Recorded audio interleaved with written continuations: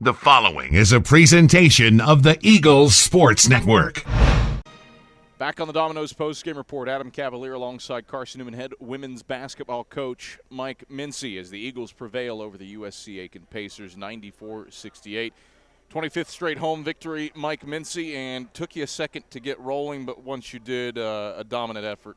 A 16-2 run at the tail end of the first quarter. What was the spark that lit the powder keg and led you to a prodigious win? I think obviously for us, it did. I think we had 6 points there with felt like almost to the media, and we had good looks and we had some runouts where we threw the ball over the top and just missed about 3 of those, and whether it was adrenaline, nerves, jitters, I don't know what it was, but we had good looks, just didn't convert on them. And then with us, once we can kind of score and get into the press and they can start feeling good about things, I think you saw that kind of run to get 24 on the board by the end of the first quarter. So obviously we're proud of that. Did the same thing in the third. Yep. USC Aiken scored the first 4, cut it to an 8-point game.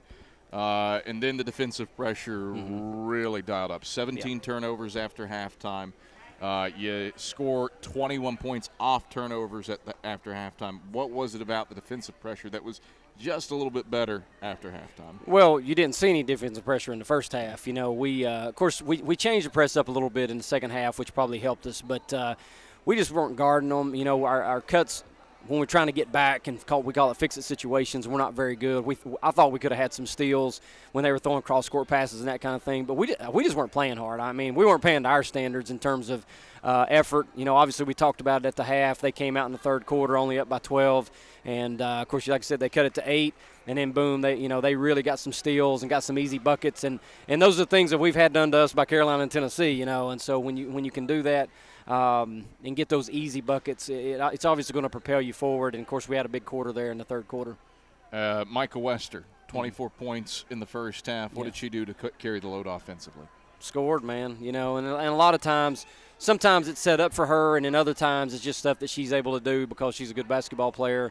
I'm glad she showed up in the first half because we weren't getting a whole lot out of the supporting cast from an offensive standpoint, and that's what's good about having a lot of great players is, she carried us in the first half, and then she come out in the third quarter and only scored 2, but we scored 29 points, in that third quarter. And so when you got a lot of players, you can kind of suffocate your opponent, so to speak, and I think that's kind of what happened in terms of just a wear down in the third quarter. You got a lot of players, a lot of run. Wester and Price don't play the final 15 minutes or so of the game. Yep. And a bunch of freshmen in their first ever appearances at Holt Fieldhouse. Katie Bean plays 7 minutes. Caroline Harville plays 10 minutes.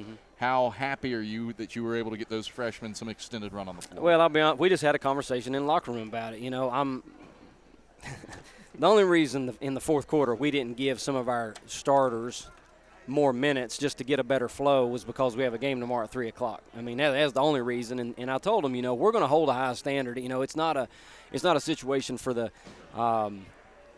top players, starters, whatever, to build a big lead.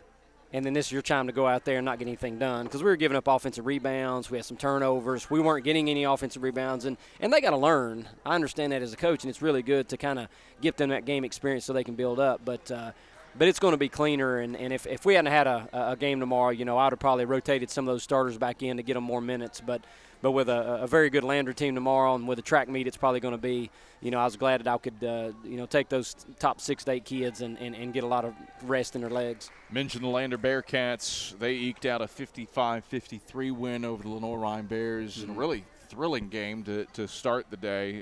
What sticks out to you about Kevin's bunch this year? Oh, yeah, I mean, same as always. They're very athletic. I got you. Very athletic and up in you in the press. And I think that was the thing that probably got them the game was they stayed after LR for 40 minutes. And, they're a run-type team like us. Gosh, when I went downstairs, I think they were down 9 or 10 points, and I came up. They're only down 5, and then they took the lead. He's got a good group, man, just like he always does. They're an NCAA tournament caliber team, and it'll be an exciting game tomorrow, just like it was last year. Last time we played them was in that regional semifinal, and I'm sure it'll be a high-scoring affair. Mike, pleasure as always. Congrats on the win. Thank you, Adam. That is Carson-Newman head women's basketball coach Mike Mincey.